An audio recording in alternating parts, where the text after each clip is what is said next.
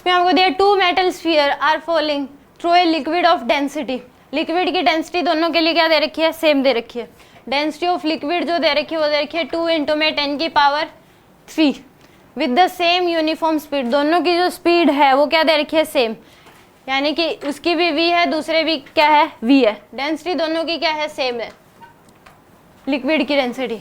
Density of sphere 1 और 2, इसकी जो डेंसिटी ऑफ सब्सटेंस 1 की जो दे रखी है वो दे रखी है आपको 8 × में 10⁻³ और दूसरे की जो दे रखी है वो कितनी दे रखी है, 11 × में 10⁻3। Ratio of their radius, radius का रेशियो बताना है आपको।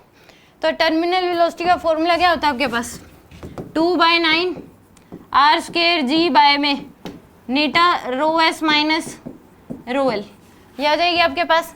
अगर 1 के लिए निकालोगे तो 2/9, इसमें ये बाकी चीज़ें तो कांस्टेंट होगी, आप लो चाहे ना लो चाहे लिख लो, उसमें कोई दिक्कत नहीं है।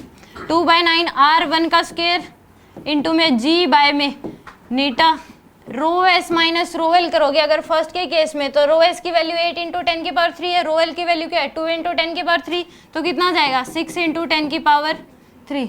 ये तो किसकी वैल्यू आ गई, फर्स्ट सॉलिड स्फीयर की टर्मिनल वेलोसिटी। दूसरे की अगर लिखोगे तो क्या जाएगा 2/9 r2 का स्क्वायर इंटू में g में नीटा। अब ρs माइनस ρl करोगे तो 11 × 10⁻3 में से 2 माइनस कर दो, कितना जाएगा 9 × में 10⁻3। अब ये दोनों क्या दिए हैं इसने, सेम है, ये v1 और v2 क्या है, इक्वल है। ये क्वेश्चन में गिवन है कि सेम यूनिफॉर्म स्पीड है, तो दोनों को इक्वेट कर दो आप, यानी कि v1 इक्वल टू क्या कर दोगे v2।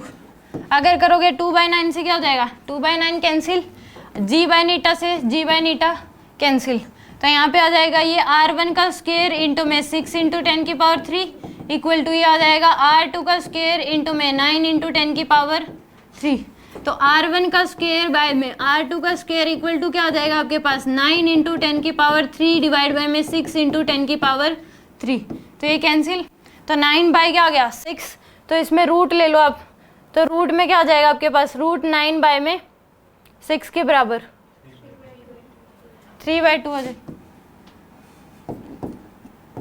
3/2 है, तो यानी कि अंडर रूट में क्या आ जाएगा आपके पास 3/2 आ जाएगा। r1/r2 की वैल्यू क्या आ जाएगी, √3/2 के बराबर, यानी कि डी ऑप्शन क्या होगा इसमें करेक्ट।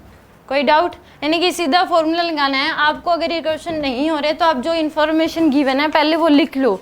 अगर दो चीज़ें एक की इधर लिख लो, क्या क्या गिवन है और क्या फाइंड आउट करना है, तो आपको पता लग जाएगा कि कौन सा फॉर्मूला हमें लगाना है इसमें, वरना तो कन्फ्यूजन आएगा, क्योंकि इसमें टर्म ही इतनी ज़्यादा हैं, तो आप लिखोगे नहीं तो कन्फ्यूजन आएगा कि सीधा फॉर्मूला लगा के फिर पुट कर रहे हो, तो फिर गलती होने के चांसेस है, और फिर नहीं होंगे तो फिर सोचोगे कि हो ही नहीं रहे, हालांकि लगने यही फॉर्मूले जो आपको बता रखे हैं।